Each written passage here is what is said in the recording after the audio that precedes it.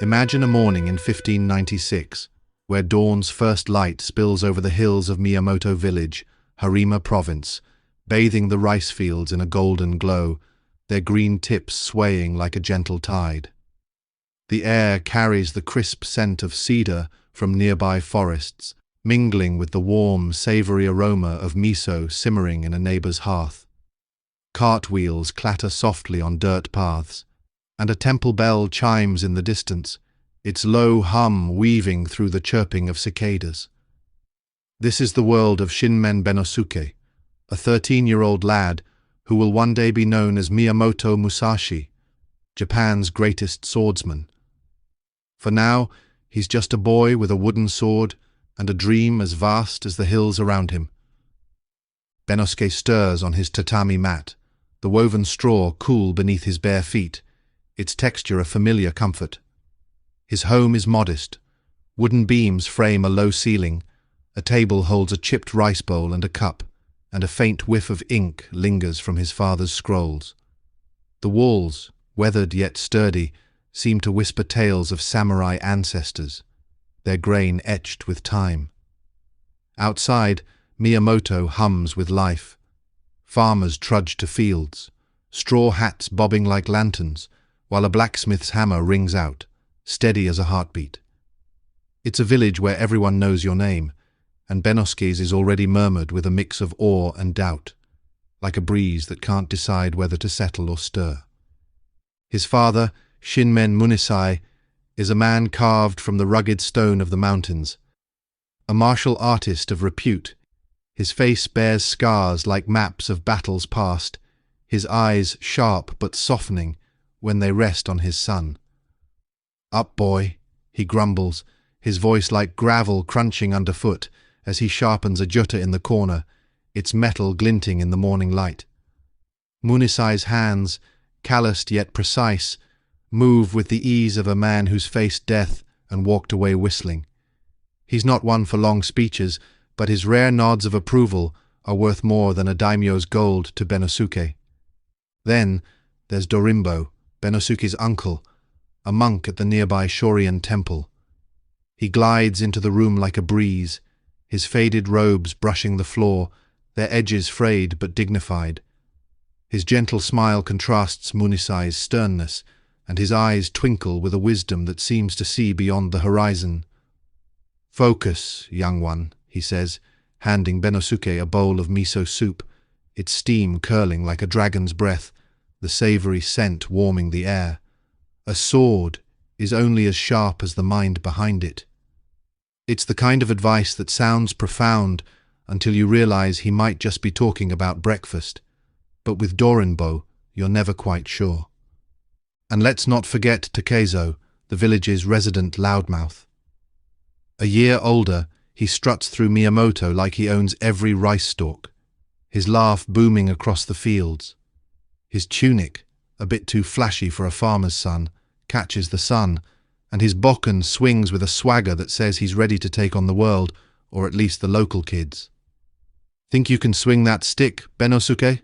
he taunts, leaning against a fence with a grin that's half challenge, half jest.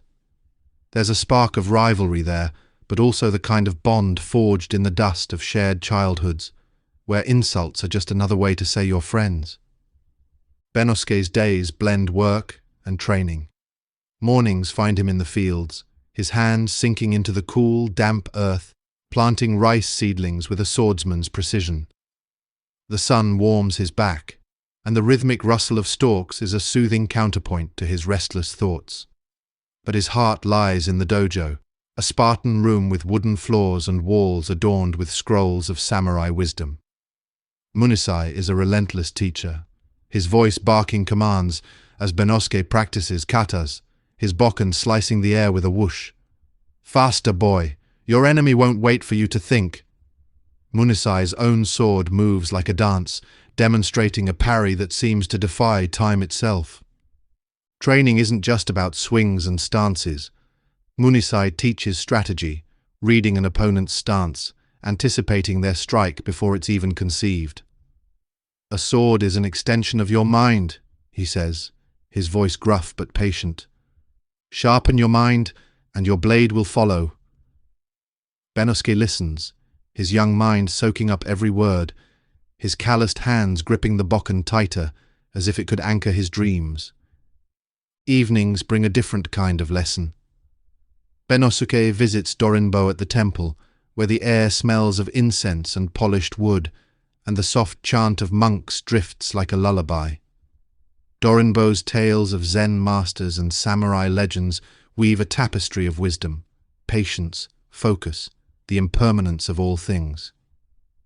The world is like a river, always flowing, always changing, he says, his eyes distant as he sips tea. A samurai must flow with it, not fight it. Bennosuke tries meditation, sitting cross-legged on the temple floor, his breath a steady rhythm, though his mind often wanders to dreams of duels and glory. Takezo, meanwhile, keeps things lively. Their impromptu duels in the dusty courtyard draw a small crowd of village kids, their bokken clashing with a satisfying clack. "Show me what you've got, Bennosuke."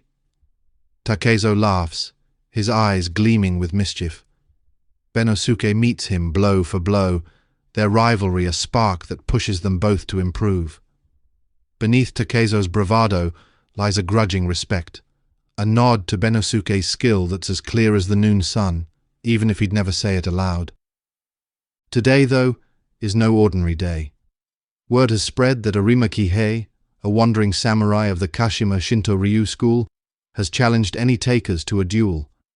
Most would scoff at a 13-year-old stepping up, but Bennosuke isn't most boys.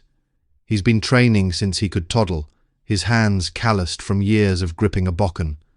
While other lads chase kites or sneak rice cakes, Bennosuke's chasing glory. It's a bold move, and the village gossips call it madness.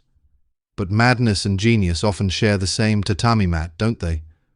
The duel is set for dawn in a clearing beyond the village, where the grass shimmers with dew, and the air smells of earth and anticipation. The first rays of sunlight glint off rice stalks like tiny mirrors, casting a golden glow.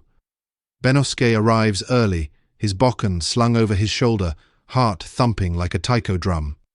Arima's suggestion of a nighttime duel raised suspicions, fishier than a week-old mackerel, and Bennosuke's no fool. He hides behind a gnarled oak, his breath steady despite the butterflies fluttering in his stomach. Arima Kihei strides into the clearing, his samurai armor gleaming with a polish that screams confidence. But he's not alone. A retinue of men, swordsmen, archers, even a few with rifles, creep into the shadows, their eyes glinting like wolves. It's an ambush, plain as day. Bennosuke waits, his young frame coiled like a spring, until Arima stands alone, katana drawn with a flourish. That's when he strikes. The duel is over faster than you can say samurai swagger.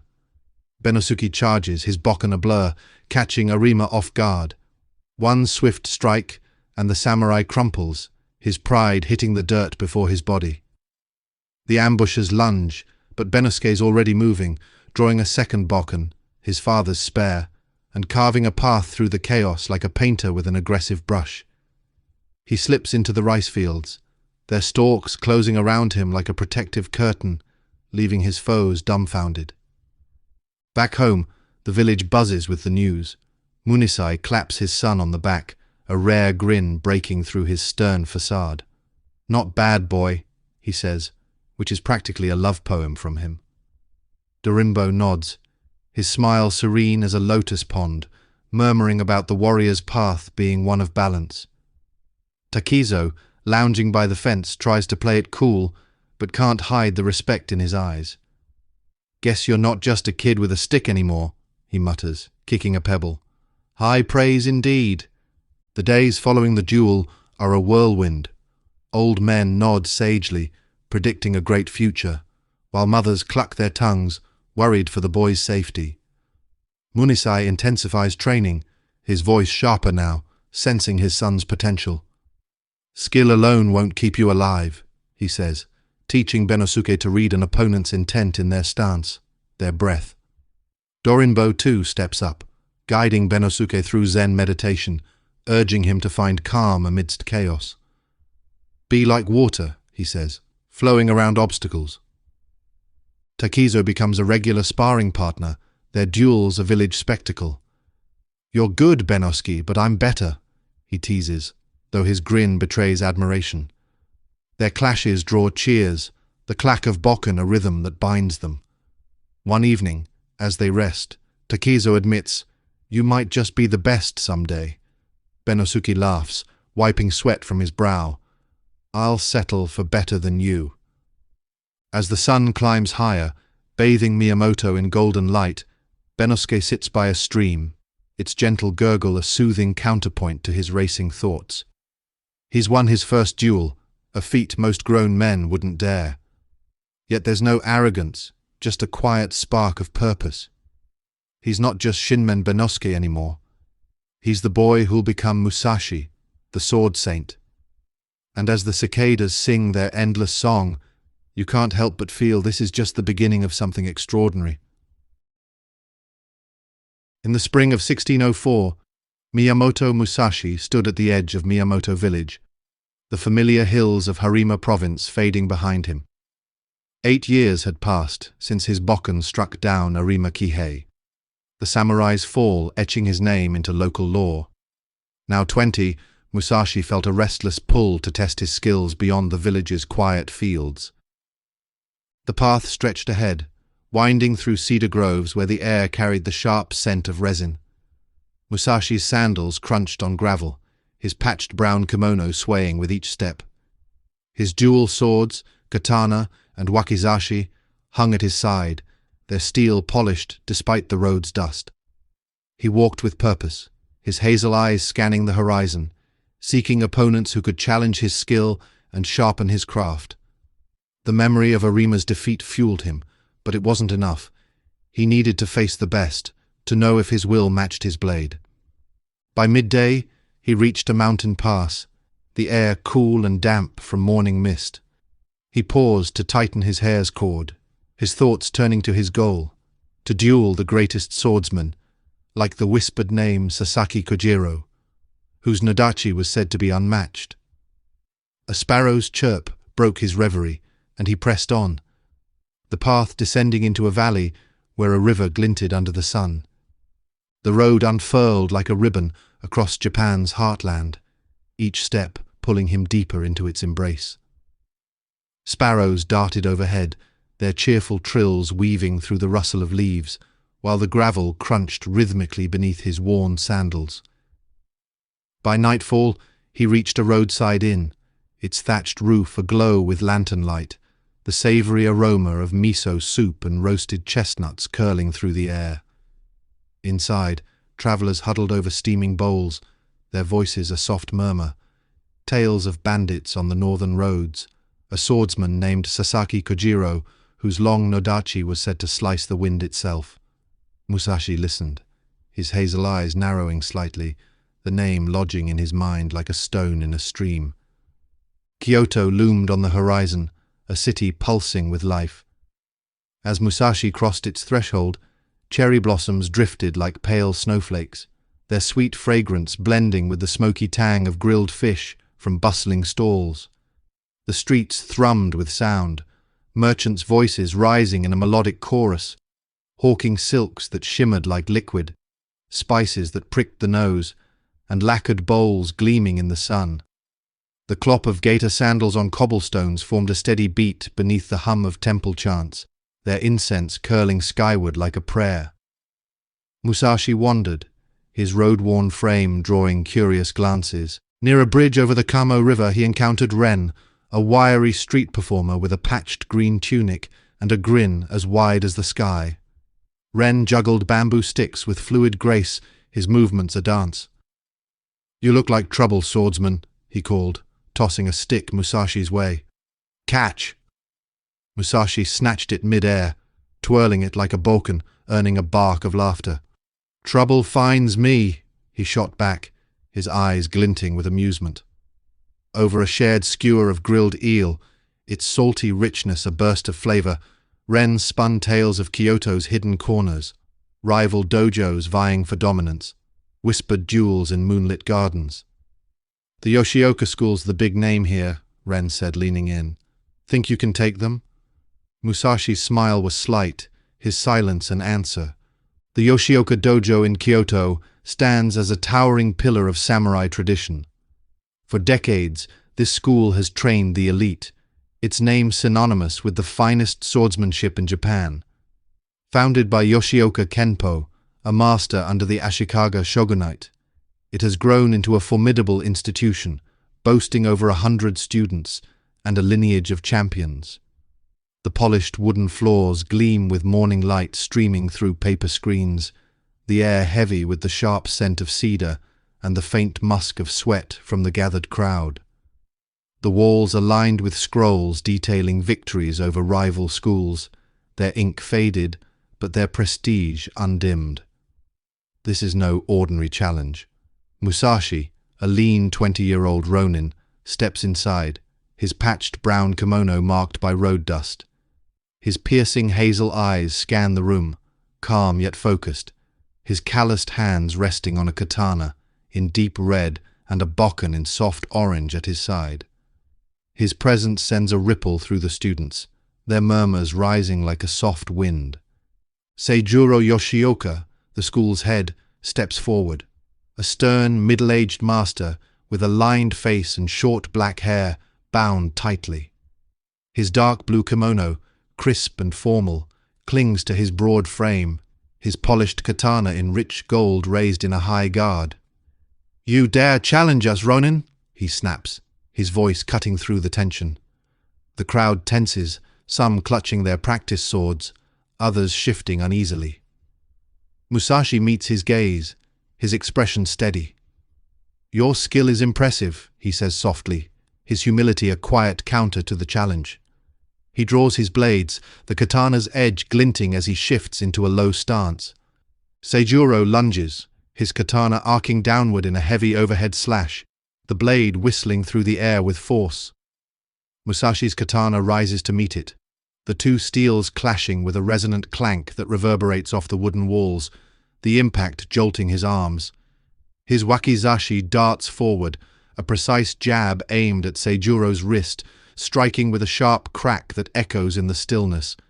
Seijuro's grip falters, his katana slipping from his hand to clatter onto the floor, the sound a dull thud against the polished wood. The crowd gasps, a collective intake of breath, their eyes wide as mist hangs in the cool air, Seijuro's face twisting into disbelief, his hands trembling as he steps back. Days pass, the dojo's air thick with anticipation. Denshichiro Yoshioka, Seijuro's younger brother, storms in, a fiery figure with a broad jaw and intense dark eyes, his dark green kimono creased from exertion. His katana, held in gentle yellow, gleams as he growls, "This ends now." He charges, his blade sweeping in a furious diagonal cut aimed at Musashi's torso, the steel hissing through the air. Musashi sidesteps smoothly, his feet sliding across the floor with a soft scrape, the katana's edge missing by inches. He pivots, his bokken rising in a controlled upward block to meet Denshichiro's follow-up thrust, the wood absorbing the impact with a dull thud that vibrates through his grip. With a fluid spin, Musashi shifts his weight, the bokken arcing low in a sweeping motion, tapping Denshichiro's elbow with a crisp snap. The joint buckles slightly, and the katana slips from Denshichiro's nerveless fingers, thudding heavily to the ground. The dojo falls into a profound silence, the air dense with the warm musk of nervous sweat. The crowd's reactions swell, students exchange stunned glances, some bowing slightly in respect, others whispering in awe, their voices a soft hum.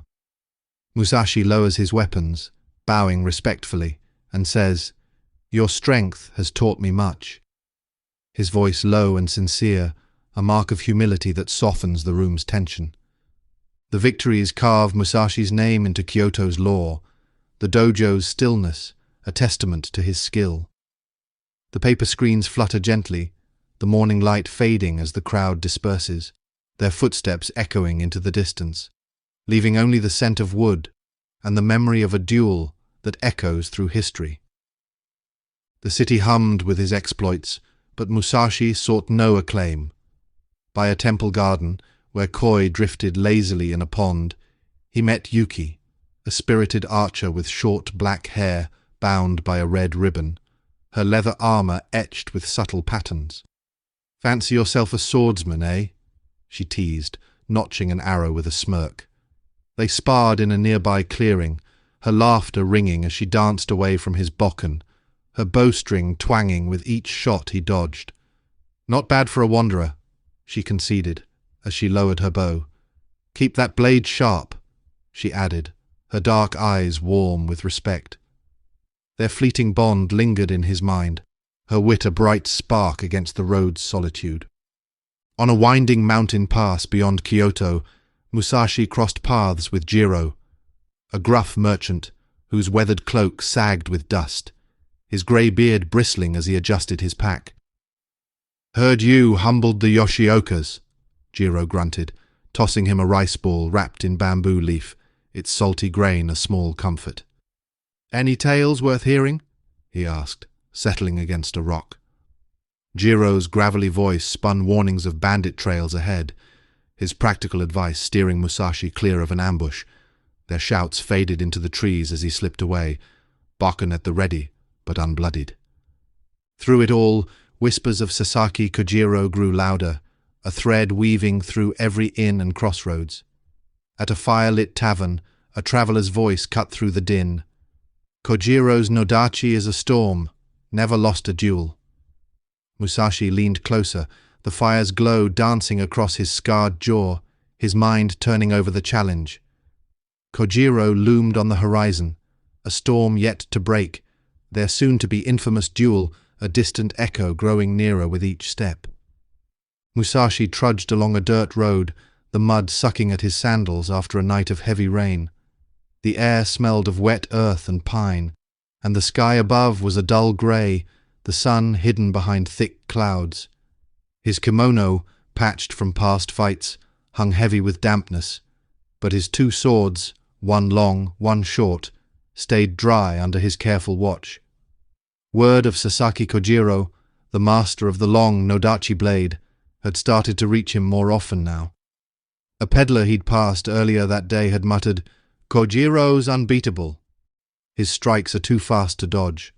Musashi didn't reply, but the words stuck with him, a quiet challenge he couldn't ignore. The road led him to a small town tucked between two hills, where smoke rose from chimneys and the sound of a hammer on wood echoed faintly. Musashi settled at a low wooden table in the roadside inn, the room bathed in the warm glow of a crackling fire in the corner. The thatched roof cast soft shadows, and the air carried the savoury scent of miso soup and roasted chestnuts, a comforting aroma that filled the space. Hana, the innkeeper, approached with a tray. Her short black hair framed a face marked by gentle lines, her hands rough from years of labour, her indigo apron dusted with flour. She set down a bowl of rice and a cup of tea, her brown eyes lingering on him with a mix of curiosity and something else. "Folks say you took down the whole Yoshioka school," she said, wiping her hands on her apron, her voice soft yet steady. Musashi shrugged, the rice's warmth seeping into his calloused fingers as he took a bite. "They made their choices, I made mine," he replied, his tone quiet, avoiding any boast. "What are you searching for?" she asked. "A worthy opponent, Kojiro maybe." Hana's face darkened. She had heard of Kojiro and understood that this young man was dicing with death. Hana pulled a stool close, sitting across from him, the firelight catching the curve of her cheek.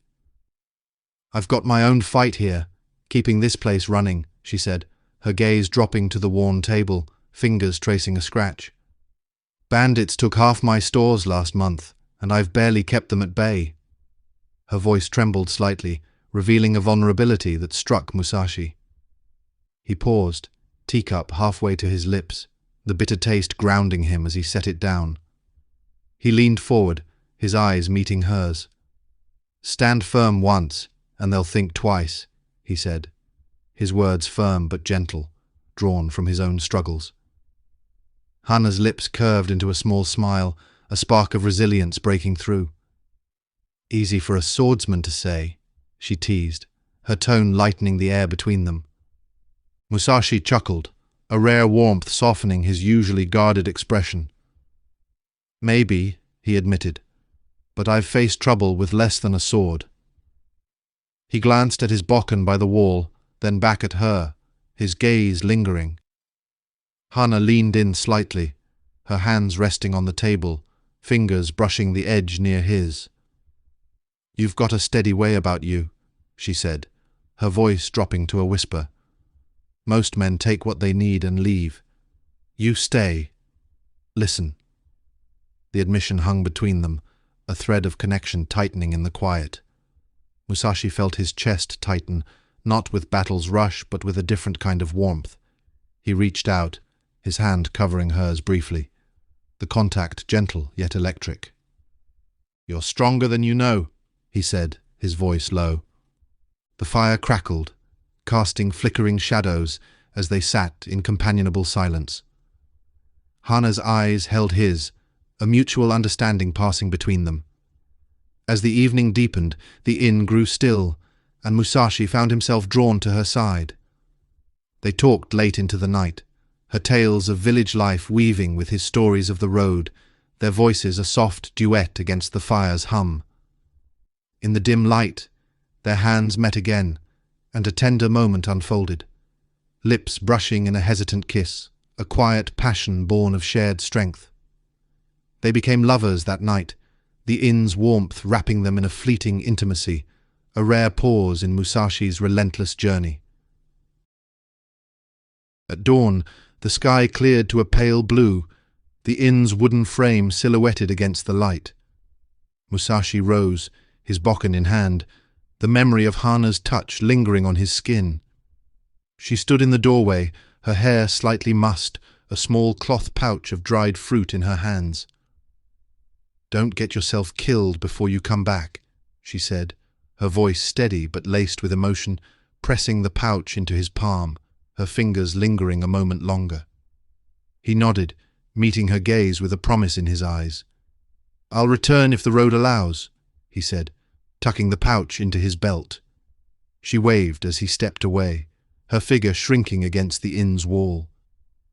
The road grew rougher, cutting through a dense forest where roots snagged at his sandals, their gnarled shapes a challenge underfoot.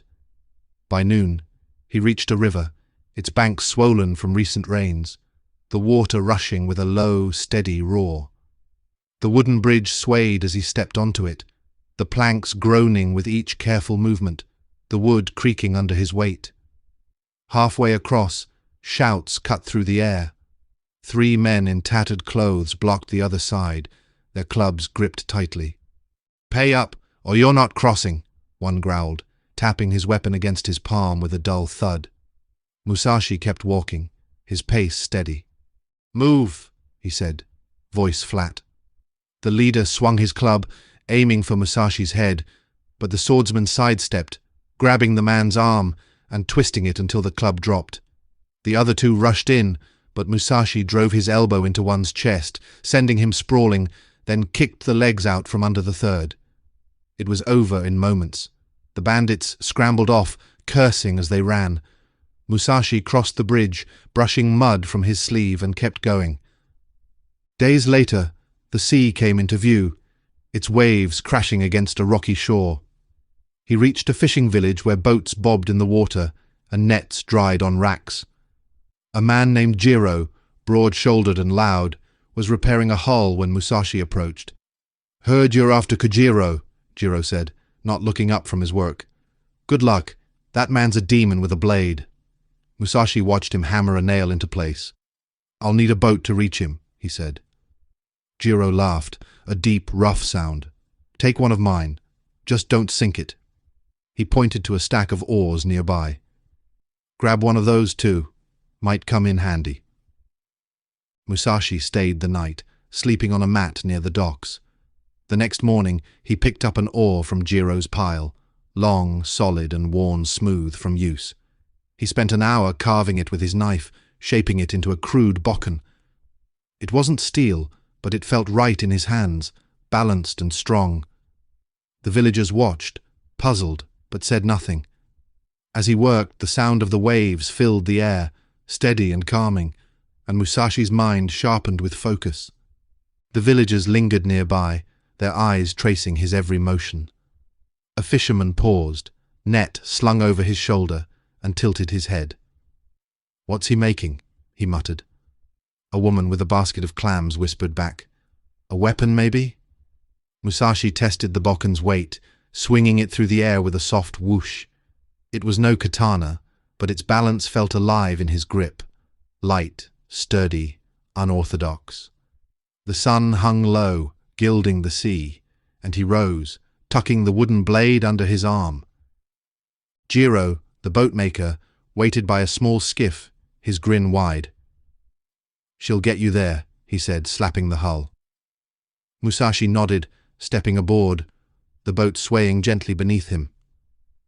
The journey to Ganryujima was a quiet drift, the oar dipping into the water with a steady rhythm, the sea's breath cool against his skin. He had chosen to arrive late, a calculated ripple in Kojiro's calm. The island emerged from the horizon, its shore a jagged line of pebbles and driftwood, already crowded with onlookers, villagers, samurai, travelers, drawn by the clash of legends. As Musashi's sandals crunched onto the beach, the crowd parted, their murmurs rising like waves.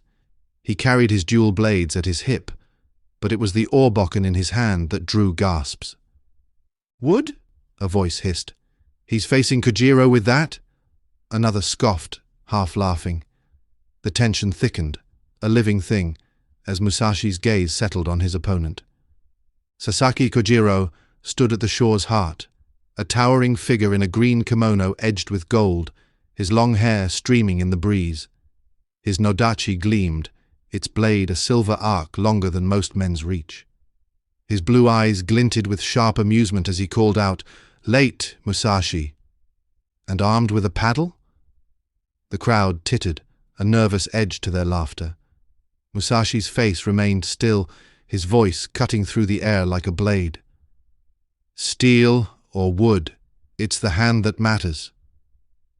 The duel began in silence, a held breath. Kojiro shifted, his nodachi rising, its tip tracing a slow circle. Musashi planted his feet wide, the bokken angled low, his body a coiled spring. The waves crashed, a gull cried, and then Kojiro struck, a sudden lunge, the nodachi slashing down in a diagonal arc, fast as lightning. The crowd gasped, a collective jolt, as Musashi twisted left, the steel missing his shoulder by a hair's breadth. The blade bit into the pebbles, scattering them with a sharp crack. Kojiro pivoted, his recovery seamless, the nodachi whipping around in a horizontal sweep. Musashi ducked, the air humming above his head, and sprang forward, the bokken darting out. It struck Kojiro's guard, a loud thwack of wood on steel, and the crowd flinched, a ripple of shock passing through them. Kojiro's eyes narrowed, his smirk gone, and he pressed the attack, the nodachi slicing in tight, controlled arcs. Each swing was a death sentence, its reach a wall of gleaming danger. Musashi danced with it, his footwork precise, left, right, a half step back, his sandals grinding the pebbles into dust. The bokken flashed, parrying a thrust with a jarring clack, then snapping toward Kojiro's wrist. The samurai grunted, pulling back, his long blade forcing distance. The crowd leaned in, their breaths shallow, a woman clutching her sleeve, a samurai's hand tightening on his own hilt. "He's too fast," someone whispered. "No, Kojiro's got him," another hissed. The fight became a rhythm, Kojiro's nodachi carving wide, powerful strokes, Musashi weaving through them, the bokken a blur of counters. A downward slash. Musashi sidestepped, the blade's wind tugging his kimono. A thrust. Musashi deflected, wood scraping steel with a shrill screech. He lunged, feinting high, then struck low, the bokken cracking against Kojiro's knee. The samurai staggered, a rare falter, and the crowd's murmur swelled, half awe, half disbelief. Kojiro roared, his nodachi rising for a crushing overhead blow, its shadow stretching across the shore. Musashi saw the weight shift, the split-second overreach. He surged forward, inside the blade's arc, the bokken thrusting up like a spear. It struck Kojiro's chest with a dull thud, the force driving the air from his lungs. Kojiro stumbled, feet slipping, and crashed to the ground, the nodachi spinning free, landing with a soft clink on the pebbles. Silence fell, heavy and absolute. The crowd stood frozen, eyes wide, mouths agape. A child's gasp broke the stillness, then a man's choked, "He's down!" Kojiro lay sprawled, chest heaving, the great nodachi useless beside him. Musashi lowered his bokken, his breath steady, his gaze unwavering. Slowly Kojiro rose, his face a mask of pale fury, and limped away, the crowd parting in stunned reverence. The waves rolled in, a gentle counterpoint to the battle's end. Musashi stood alone, the bokken scarred but unbroken, the tension draining into the sea's embrace. The crowd dispersed, their whispers fading, leaving only the sound of water and the echo of a duel that would live forever. The pebbles of Ganryujima Island crunched underfoot as the last of the onlookers drifted away, their voices fading into the sea's steady murmur. Miyamoto Musashi stood alone, the oar-carved bokken still warm in his calloused hands, its rough wood marked by the duel's intensity. The sun dipped toward the horizon, casting a golden sheen across the water, the air thick with the briny scent of the tide and the faint tang of sweat. Sasaki Kojiro's retreating figure had vanished into the mist, his nodachi abandoned on the shore, a silent testament to Musashi's triumph. The crowd's stunned silence lingered, a heavy cloak that settled over the island, broken only by the rhythmic crash of waves. Word spread like wildfire across Japan.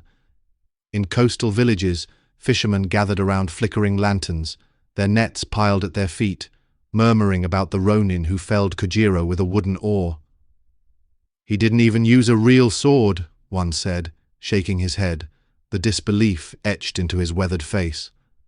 In Kyoto, merchants paused mid-haggle, their voices dropping to hushed tones as they recounted the tale.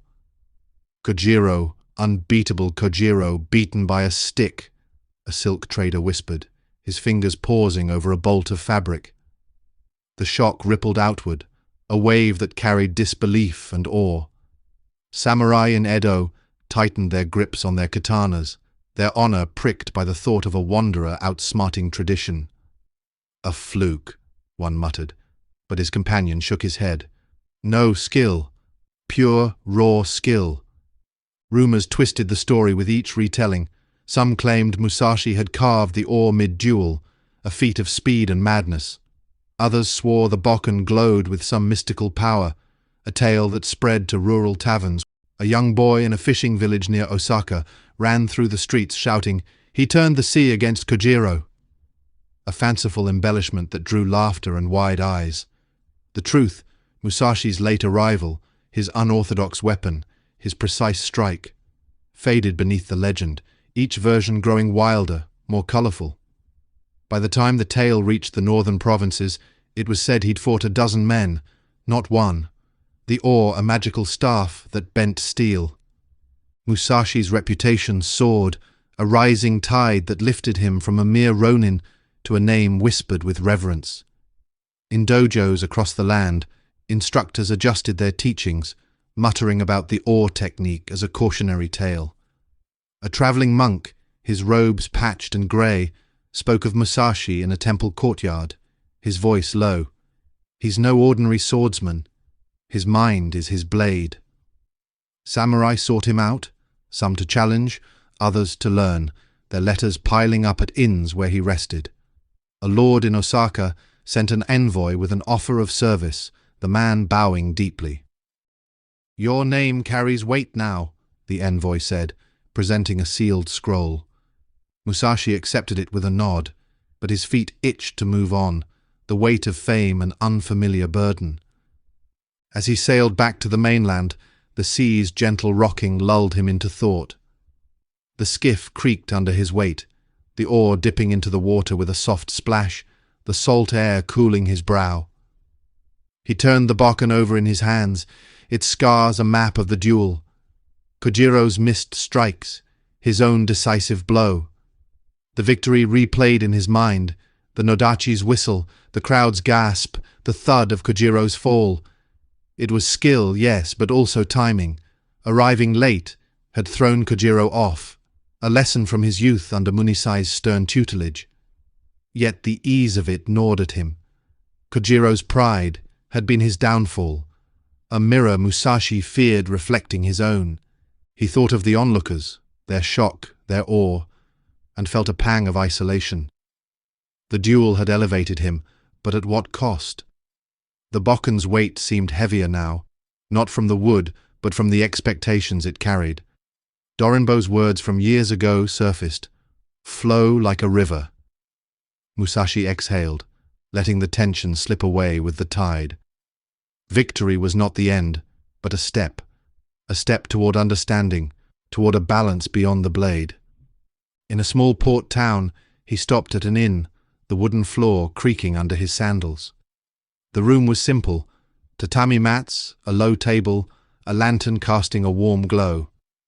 Travellers gathered, their voices a soft buzz, and Musashi listened as they spoke of him.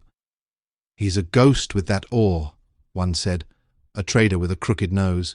"No, a demon," another countered, a fisherman with calloused hands. Musashi sipped tea, its bitter taste grounding him, and said nothing. The rumours amused him, magical oars, sea spirits, but they also weighed on his spirit. Fame was a double-edged sword, cutting deeper than any Nodachi. He retreated to the inn's porch as night fell, the sky a deep indigo pierced by stars. The sea stretched out, its surface a mirror for the lantern light, the waves a gentle lullaby. Musashi leaned against a post, the Bokken resting beside him, its wood cool to the touch. He thought of Takezo, his old rival turned ally, whose grin he'd seen on Ganryujima's shore. Of Yuki, the archer whose laughter had lightened his path. Of Jiro, the boatmaker whose gruff aid had carried him to victory. Their faces flickered in his mind, a tether to the human world beyond the sword. The duel had changed him, not just in skill, but in soul. He saw the pride in Kojiro's eyes, the arrogance that had faltered, and wondered if his own path might lead to the same pitfall. Munisai's lessons, read your opponent, anticipate their move, had saved him, but Dorinbo's quiet wisdom now guided his reflection. A blade finds its path in stillness. Nagaoka Sado had echoed on that cliff. Musashi closed his eyes, letting the sea's rhythm wash over him, a soothing balm against the day's intensity. The Bokken's scars told a story, but it was the silence that taught him its meaning. As the stars brightened, Musashi lay on the porch's mat, the lantern's glow fading to a soft flicker. The inn's wooden walls creaked gently, the sea's song a constant companion. He tucked the Bokken under his arm, its weight a familiar comfort, and let his thoughts drift. Duels won, lessons learned, a life unfolding. The tension of the day melted away, his breath slowing, his body sinking into rest as the night embraced him, dreams of rippling water and steady steel guiding him into sleep. The sea's lullaby had long faded from Miyamoto Musashi's ears as he stepped away from the shores of Ganryujima in 1612. The weight of his Oar-Bokken still etched into his palms from that fateful duel with Sasaki Kojiro. His sandals pressed into the rocky mainland, the sharp tang of brine giving way to the grounding scent of pine as he ventured inward. Time flowed like a river, and by the early 1620s, his path had led him to Kumamoto, a bustling domain in southern Japan under the stewardship of Lord Hosokawa. The castle loomed ahead, its grey stone walls rising sturdy and weathered, a silent sentinel over the endless rice paddies that gleamed like liquid gold beneath the rising sun. The air was thick with the warm aroma of polished wood from the castle's beams, interwoven with the faint spice of incense curling from a modest shrine nestled within its grounds. From the ramparts, the soft clink of armored guards patrolling blended with the distant rhythm of wooden practice swords clashing below, a heartbeat of discipline pulsing through the earth. Musashi, now in his 30s, bore the marks of his journey. His once youthful frame had hardened, lean muscle taut beneath a weathered brown kimono, patched yet meticulously maintained. Faint lines traced his sun-darkened face, and his steady, piercing gaze spoke of battle survived and wisdom earned.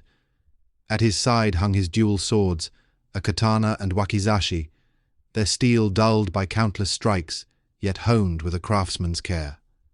Life in Kumamoto settled into a cadence of rigor and reflection. His mornings unfolded on the training grounds, where the air buzzed with the thud of bokken against wood, and the earthy musk of sweat-soaked soil clung to his sandals. The trainees moved in disciplined arcs, their breaths sharp and focused, while Musashi guided them with a quiet authority that needed no raised voice. Among them was Terao Magonojo, a young disciple in his 20s whose quiet intensity mirrored his master's. Dressed in simple brown robes faded at the knees, his short black hair tied back neatly, Terao's dark eyes tracked Musashi's every motion with a blend of reverence and determination. One crisp morning, as the sun cast long shadows across the packed dirt, their bokken met in a sharp crack that echoed through the grounds. Terao paused, wiping sweat from his brow, his voice steady but probing. "You're holding back," he said. Musashi's lips curved into a faint grin, the barest flicker of warmth in his stoic demeanor. "Save your strength for the real fight," he replied, his tone low and measured. Terao nodded, adjusting his stance, and the sparring resumed, the rhythm of wood on wood, a steady hymn beneath the climbing sun. Musashi's reputation rippled beyond the castle walls, drawing curious souls to Kumamoto. A merchant named Kenji arrived one day, a stout figure with a greying beard and a weathered brown cloak dusted from the road. His voice boomed with the confidence of a man who thrived on trade. "I've brought steel from Osaka," he declared, unloading a crate of blades that glinted in the midday light. "Heard you're the man to test them." Musashi lifted a katana, its edge catching the sun, and swung it through the air with a soft whoosh. He weighed it in his hands, then handed it back. "Good weight," he said simply. "But it's the hand, not the steel, that wins."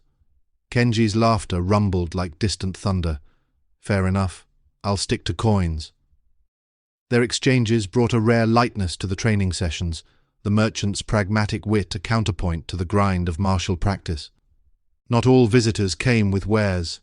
One afternoon, a lean traveller named Ryo appeared, his sharp features framed by a grey tunic patched from countless miles. His voice carried an urgent edge as he knelt before Musashi, tracing a crude map in the dirt. "Bandits in the hills," he said, pointing to a jagged line. "They're raiding villages." Musashi studied the sketch, then gathered Terao and a handful of guards. The trek through the forest was a tense march, the air heavy with pine and the rustle of leaves beneath their feet. They reached the camp at dusk, a ramshackle cluster of tents aglow with flickering fires. Musashi moved like a shadow, his bokken striking with surgical precision. Two bandits disarmed before their blades could clear their sheaths. The skirmish ended swiftly, the guards binding the rest, and Ryo offered a grateful nod. "You've a calm hand," he said. Musashi shrugged, brushing dirt from his kimono. "Calm saves lives." When the dust of combat settled, Musashi sought solace in the castle's garden. Cherry blossoms drifted down like whispers, their soft pink petals brushing the ground, their faint sweetness carried on the breeze. He sat by a koi pond, its surface rippling with golden flecks as fish darted beneath, and took up a brush. His strokes were slow and deliberate, ink bleeding into rice paper to form shrike perched on a withered branch, a lone bird on a stark limb, its simplicity a mirror to his thoughts. From the hall, the gentle hum of a koto player's strings wove through the air, a soothing thread that tethered him to the moment. Terao often joined him here, sitting in companionable silence, his steady presence a quiet anchor. One evening, as the sun dipped low and painted the sky in hues of amber, Nagaoka Sado approached. Lord Hosokawa's trusted vassal moved with a measured grace, his grey silk robes adorned with golden stitching, his greying hair bound neatly. "Your blade is sharp," he said, his voice calm yet probing. "But what of your mind?" Musashi set his brush aside, the ink still glistening on the paper. "It seeks balance," he replied. Sado's lips twitched in a rare smile, a glimmer of humor breaking his solemnity. "Then write it down. Words last longer than steel." The words lingered, a seed taking root, and Musashi began to scratch notes on rice paper, the sharp scent of ink mingling with the blossom's fading perfume. Night deepened around the garden, the air cooling against his skin as he leaned against a stone bench. The koi pond's ripples slowed, reflecting a crescent moon, and the koto's final note dissolved into silence. The day's trials of steel and brush wove together in his mind, a tapestry of discipline tempered by art. Musashi closed his eyes, the castle's heartbeat fading into the distance, his thoughts drifting toward a quiet resolve that would one day shape his legacy. The garden's quiet lingered as Miyamoto Musashi's days in Kumamoto stretched into the late 1630s, the castle's stone walls standing firm against the horizon. The rice paddies beyond shimmered under a pale afternoon sun, their green expanse a steady presence. Inside his quarters, the air held the sharp tang of ink, a scent that grew stronger with each scroll he filled, their edges curling slightly from fresh writings. The training grounds, once alive with the clash of Bokken, had grown quieter, his lessons now a blend of swordplay and thought, the soft scratch of a quill replacing the sharp thud of wood. One afternoon, Kumoi stepped into the garden, her crimson silk kimono rustling with each deliberate step. Her long black hair was pinned with a delicate silver hairpin, and her warm brown eyes carried a gentle curiosity as she approached Musashi, who sat by the koi pond. "A swordsman turned painter?" she teased, her voice light with a hint of laughter, peering at the rice paper where his brush had traced bold yet restrained strokes. Musashi looked up, his ink-stained hands pausing mid-motion, a faint smile tugging at his lips. "The brush has its own fight," he said, his tone reflecting a quiet pride. She settled beside him on the stone bench, her kimono's fabric brushing his arm, and shared tales of distant cities, markets buzzing with merchants, rivers reflecting lantern light. Her stories stirred a longing in him, a reminder of the world he'd left behind, and he listened, the pond's ripples mirroring the calm in his eyes. Terao Magonojo remained a constant presence, his brown robes now marked by years of training, the fabric worn thin at the elbows. One evening, as the sun dipped low, casting long shadows across the garden, he joined Musashi during a practice session. Terao's Bokken met Musashi's with a sharp clack, and he paused, wiping sweat from his brow. "Master, why two swords?" he asked, his dark eyes searching for understanding. Musashi swung both katana and wakizashi in a fluid arc, the steel singing through the air. "One for defense, one for the strike," he explained. "Balance is everything, strength and patience together." Terao nodded, mimicking the move with a focused intensity, and Musashi felt a quiet swell of pride in his disciples' progress, the garden's peace wrapping around them like a soft cloak. Nagaoka Sado, Lord Hosokawa's wise vassal, visited often, his grey silk robes with golden stitching flowing as he moved. One crisp morning, he brought a stack of fresh rice paper, his greying hair neatly bound. "Your thoughts deserve more," he said, his voice steady and thoughtful. "Write them down." Musashi took the paper, and over the following weeks he crafted Hyoho Sanju Go, a treatise on strategy, the ink's sharp scent filling the room as he worked. Sado watched from a corner, nodding approval. "Words can cut deeper than any blade," he remarked with a wry smile, his humor a gentle nudge. The process stretched into months, each page a step toward clarity. The quills scratch a rhythm against the castle's quiet hum.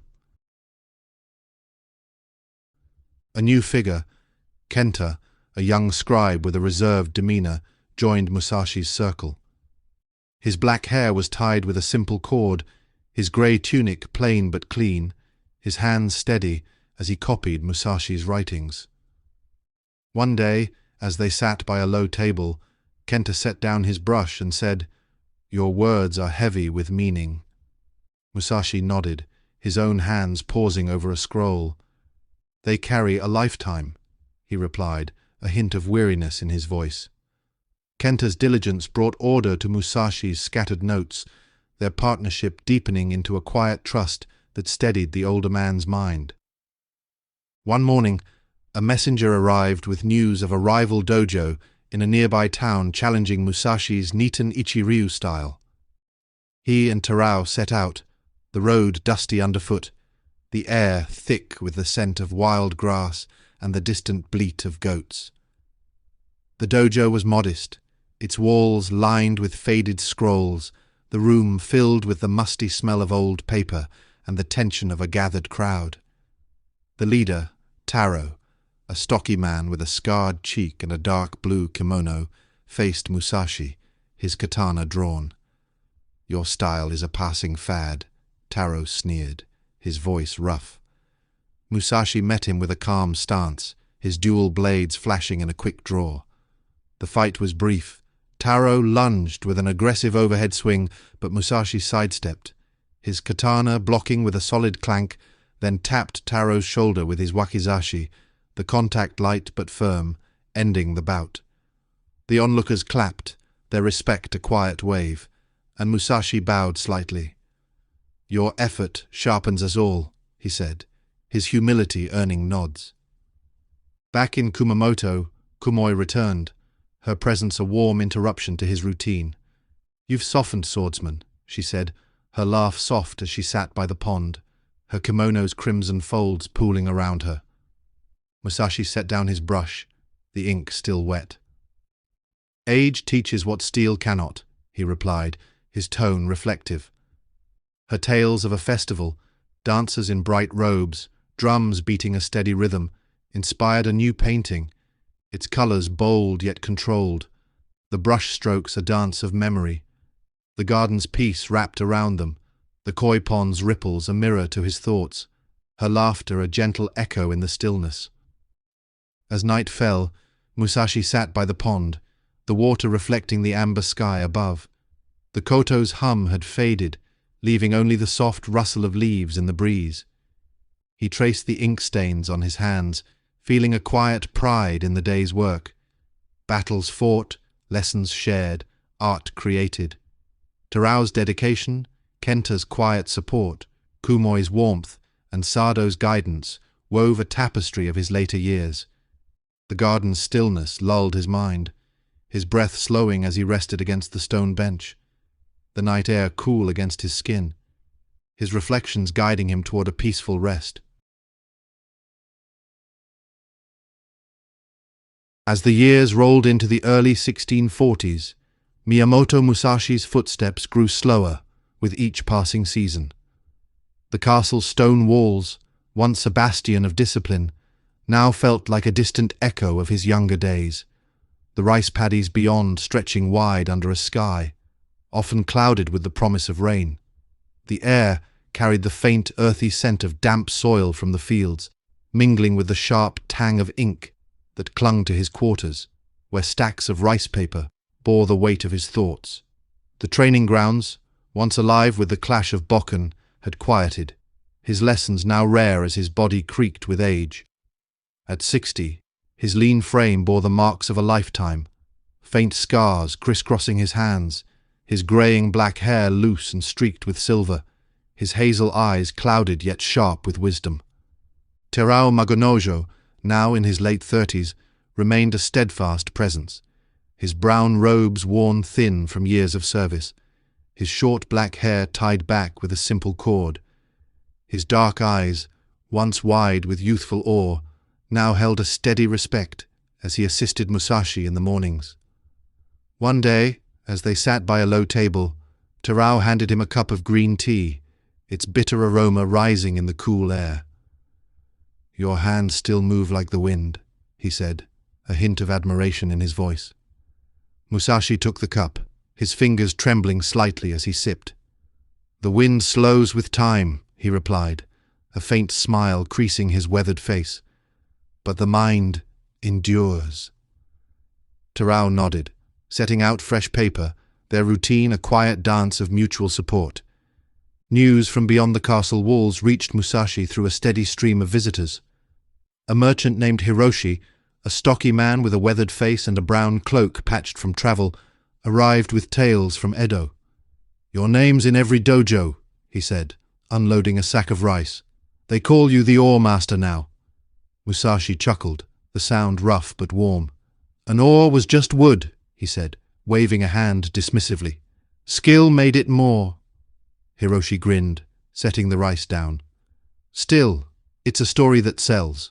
Keeps my trade brisk." The merchant's visits brought a practical link to the outside world, his blunt humor a welcome break from Musashi's introspection. One afternoon, a young warrior named Kenji sought Musashi out, his black hair tied with a red cord, his grey tunic marked by a fresh scar across his arm. His voice carried a nervous edge as he knelt. "I've heard of your duels," he said. "Teach me to fight like you." Musashi studied him, noting the boy's eager grip on a practice sword. "Fighting is only part," he said, his tone gentle. "Living with it matters more." He spent the day guiding Kenji through basic stances, the thud of wood on wood a soft rhythm, his own movements slow but precise, teaching patience over power.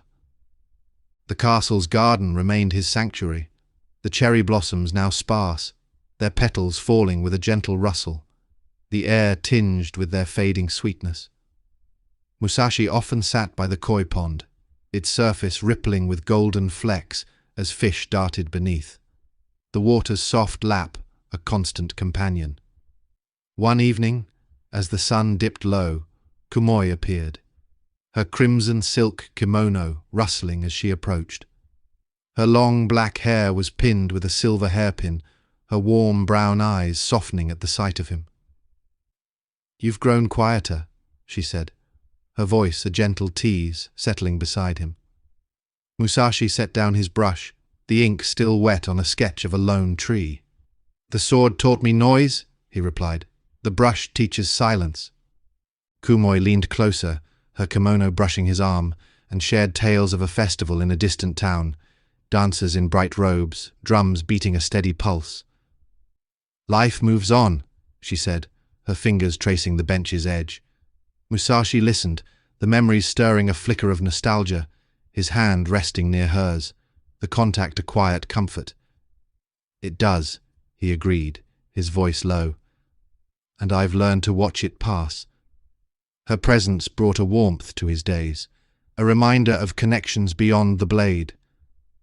Nagaoka Sado, Lord Hosokawa's vassal, visited as the weeks turned cooler, his grey silk robes with golden stitching flowing with each step, his greying hair neatly bound. One morning, he brought a small chest of writing tools, his calm voice breaking the silence. "Your lessons should live beyond you," he said, opening the lid to reveal brushes and ink. Musashi took a brush, its handle smooth in his grip, and nodded. "Words can guide where swords cannot," he replied. Over days he began the Book of 5 Rings, the quills scratch a steady sound against the paper. Sado watched, his smile faint. "A master's true strength," he murmured, leaving Musashi to his work. As autumn deepened, the garden's leaves turned a muted gold, their rustle a soft counterpoint to the pond's ripples. Musashi sat with Kenta, a young scribe with a reserved air, his black hair tied with a cord, his grey tunic clean despite long hours. Kenta copied Musashi's writings, his hands steady. "These words carry weight," he said one day, pausing to dip his brush. Musashi looked up, his eyes tired but clear. "They hold a life," he answered. Their collaboration brought order to his thoughts, Kenta's quiet presence a steady anchor. The garden's gentle ripples faded as Miyamoto Musashi's journey drew toward its close in the spring of 1645. At 61, his steps had grown slow, the castle's stone walls of Kumamoto, a distant memory, as he sought solitude in Reigandō cave, a rugged sanctuary carved into a cliffside overlooking a misty valley. The air inside was cool and still, carrying the deep, grounding scent of pine needles and the damp richness of moss-covered stone. A single oil lamp flickered against the cave's rough walls, its golden light dancing on the uneven surface, casting shadows that seemed to hold the weight of his years. Outside, a waterfall's steady hum blended with the soft rustle of leaves, stirred by a gentle breeze, a natural symphony that filled the silence. His simple bedding, a straw mat in muted brown and a worn blanket in deep red, lay against the wall, a humble testament to a life stripped to its essence, the faint scent of ink from his writing tools lingering like a quiet prayer. Terao Magonoho, now a seasoned swordsman in his late 30s, visited often, his brown robes faded from years of loyalty, his short black hair tied with a worn cord. His dark eyes, once bright with youthful zeal, now reflected a deep reverence as he knelt beside Musashi. One afternoon, as the lamp's light wavered, Terao placed a fresh quill and ink pot on the mat. "Your words guide us still," he said, his voice low and steady. Musashi took the quill, his trembling hands tracing its feather, the weight of his legacy settling into his bones. "They are my final gift," he replied, his tone heavy with purpose. Terao nodded, his presence a silent pillar, and sat in quiet companionship as Musashi wrote. Iori, Musashi's adopted son, a thoughtful young man in his 20s with gentle grey eyes and black hair tied with a blue cord, joined them as the days shortened. His plain grey tunic bore the marks of his own labours, and his attentive gaze followed Musashi's every move. One evening, as the waterfall's song grew softer, Iori asked, "What do these writings mean, father?" Musashi paused, his ink-stained fingers resting on the paper. "They are the truth of a life. Struggle, balance, acceptance," he said, his voice a whisper of wisdom. Iori's nod was slow, his respect a bridge between generations, and he stayed close, a quiet strength in the cave's dimness. Kumoi, the courtesan whose visits had once brightened the garden, returned in the cave's twilight. Her crimson silk kimono rustled as she entered, her long black hair pinned with a silver hairpin, her warm brown eyes glistening with unshed tears. She knelt beside him, her hands folding into her lap. "You've given so much," she said, her voice breaking slightly. Musashi turned to her, his face lined with the weight of years, a faint smile softening his features. "And you've given me peace," he answered, his hand brushing hers briefly, the touch a final thread of their shared past. She stayed until dusk, her tales of distant festivals a last gift, her departure leaving a hollow echo in the cave. Musashi's days were spent refining the Book of 5 Rings and Dokodo. The quill's scratch a steady heartbeat against the silence. The ink's sharp scent filled the space, each stroke a distillation of his life. Duels with Arima, the Yoshioka school, Kojiro, and the quiet moments with Terao, Iori, and Kumoi. He wrote of the 5 elements, earth, water, fire, wind, void, his hand moving with a precision that belied his frailty. "Accept everything just the way it is," he inscribed, the words a mantra that steadied his breath. Terao and Iori listened, their faces illuminated by the lamp's glow, the waterfall's hum a backdrop to his teachings, their presence a living testament to his influence. One night, as the cave grew colder, a memory surfaced. Of the stream in Miyamoto where he'd sat after his first victory, the waters gurgle a balm to his young heart. He saw Munisai's scarred face, Dorinbo's gentle smile, Takezo's teasing grin, and the faces of those he'd met, Hana, Yuki, Jiro, each a piece of the mosaic that had shaped him. The victories, the art, the writings, they were not ends, but a journey toward understanding. His hands, once swift with a blade, now trembled with the quill, yet the strength within them remained. He penned the final lines of Dokudo. Think lightly of yourself and deeply of the world, the ink drying as the lamp's flame flickered lower. The cave's stillness deepened, the waterfall's song a gentle lullaby that wrapped around him. Musashi lay on the mat, the red blanket pulled close, the cool stone beneath a grounding force. He gazed at the cave's ceiling, the shadows shifting like memories, steel clashing, brushes gliding, faces fading into the past.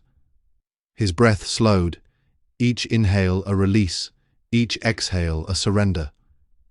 Tarao and Iori sat nearby, their quiet presence a final comfort, the lamp's light dimming to a soft ember. Kumoi's warmth lingered in his mind, a beacon in the gathering dark. As the night deepened, the waterfall's hum grew distant, the leaves rustle a whisper of farewell. Musashi's hazel eyes closed, his face serene, the weight of a lifetime lifting like mist from the valley. His dreams carried the clack of Bokken, the flow of ink, the laughter of friends, a profound tapestry of a great man's soul. The cave embraced him, the silence a sacred shroud, leaving listeners moved by the quiet majesty of his end, a legend resting in peace.